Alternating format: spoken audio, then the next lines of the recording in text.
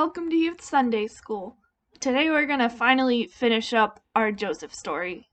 This is part 6 of Joseph, and I'm calling it the Epilogue because it's basically a big epilogue. But before we get started, I wanted to show you all this cool new sweatshirt that I got.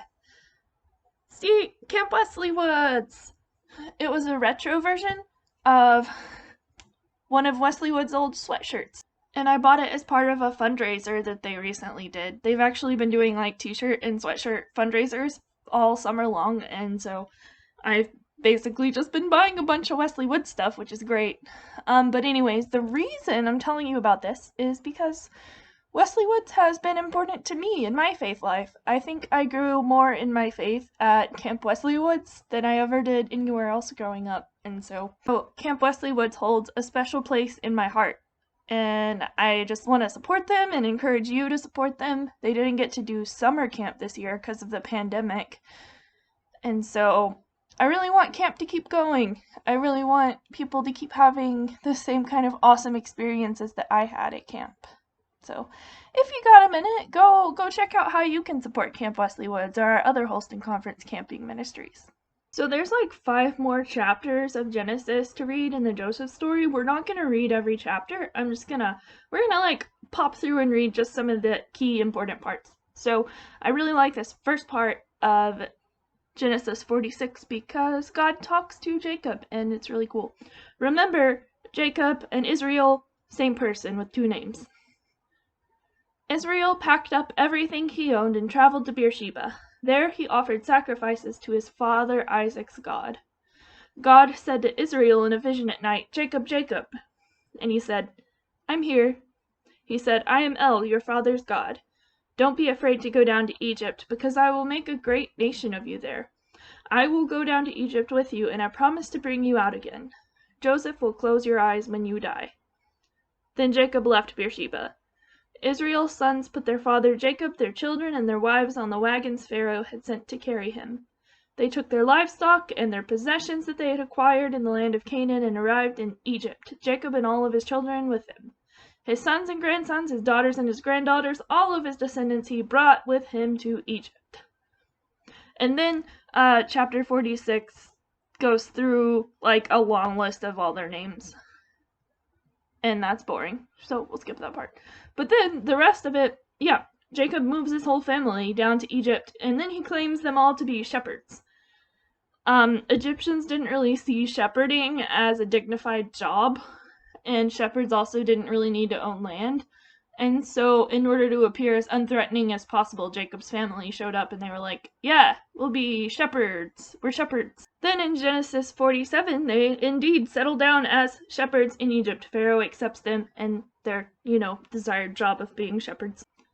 And then because of the famine, farmers sell their land for money to buy food. And so Joseph, for the Pharaoh, goes and buys up all of the farmland for Pharaoh. And so now Pharaoh owns all the land, and owning land means having more power, which will factor into the story of Exodus.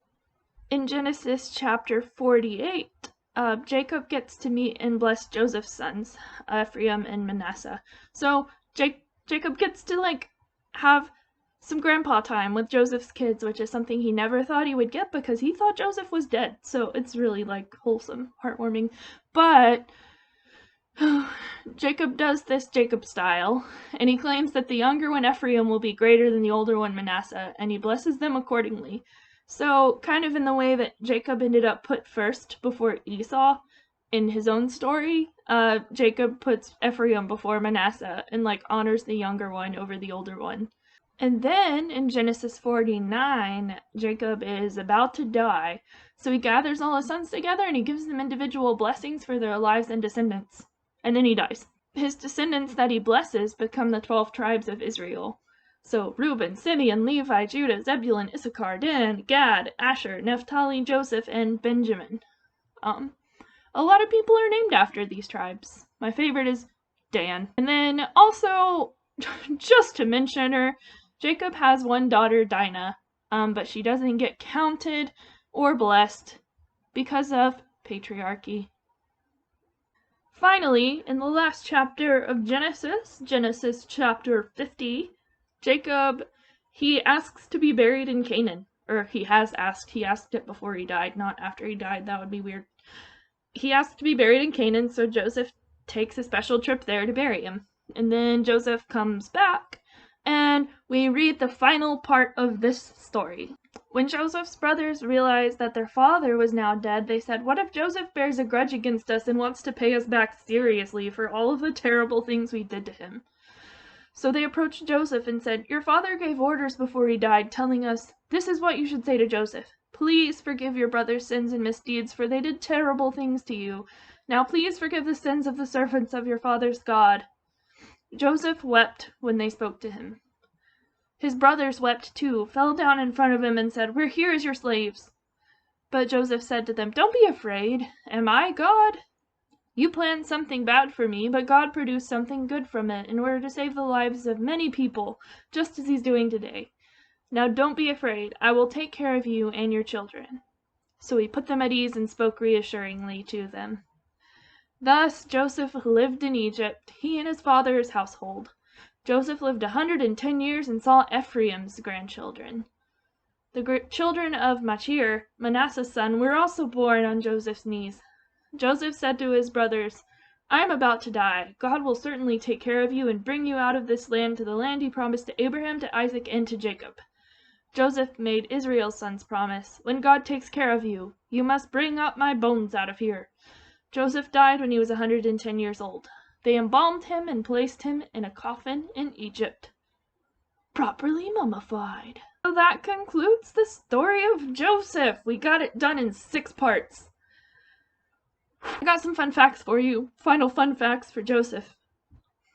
So fun fact 1, Joseph's tribe actually splits into 2 tribes, Ephraim and Manasseh, named after his 2 sons. So there's not really a tribe of Joseph, there's a tribe of Ephraim and Manasseh, which really means there's like 13 tribes, not 12, right? But it's the 12 tribes. And the thing that's cool about Ephraim's tribe is that later on in ancient Israel's history, Ephraim becomes the name of the northern kingdom, when the northern and southern kingdom split into Ephraim and Judah. And then the second fun fact I got for you, and the final fun fact I got for you, is that after Joseph's death in the end of Genesis, the stage is set for a new pharaoh to rise to power, who owns all the farmland, who does not recognize or honor Joseph's family. This is when the Hebrews, or Jacob's people, all of Jacob's descendants, find themselves oppressed and enslaved, and it sets the stage for the story of Exodus when Moses leads them out of Egypt. And then the pharaoh from Joseph's lifetime ends up dying after Joseph, and then a new pharaoh takes his place, and the new pharaoh is like, "What are all these like Hebrews doing in my land? Let's enslave them." Because the pharaoh in the story of Exodus is not a fan of immigrants or foreigners. So yeah, this is the story of Joseph. Now remember how in the first video I was like, it's okay to be weird and different because you can end up doing awesome, great things? Now that finally makes sense. At first, in that first part of Joseph, it didn't make sense because it was like, it's okay to be weird and different, because then your brothers will beat you up and throw you in a ditch and then sell you into slavery in Egypt. But it actually turned out well for Joseph, and Joseph took it in stride. He said, "This is all just part of my story. Yeah, there've been some hard times, but look at me now. I got to save my family, and that's all worth it." I love that Joseph is a character who shows emotion. I love that Joseph is a character who shows mercy to his brothers, like so much mercy, more than they deserve. And I love that he loves his family to the end and is always willing to look out for them, even after they've wronged him. I think that makes him a very strong person. Joseph is one of my favorites. He's a weirdo, and he saves his family, and yeah, I hope that all of you have an awesome week and a good fall break. So, over the next couple of weeks, we're taking a break from youth group and virtual youth loft because the week after fall break, church council has approved small groups to meet in person at the church, and that means that we can have youth group in person again. We will have to wear masks and follow protocols, and that's important because your youth director here is immunocompromised and has asthma and doesn't want to get sick.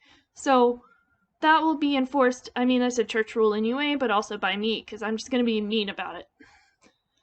And then, yeah, we'll get to like do some stuff together, and I'm really looking forward to seeing you all in person again. Sunday school videos will continue, but youth group, we're gonna have in person.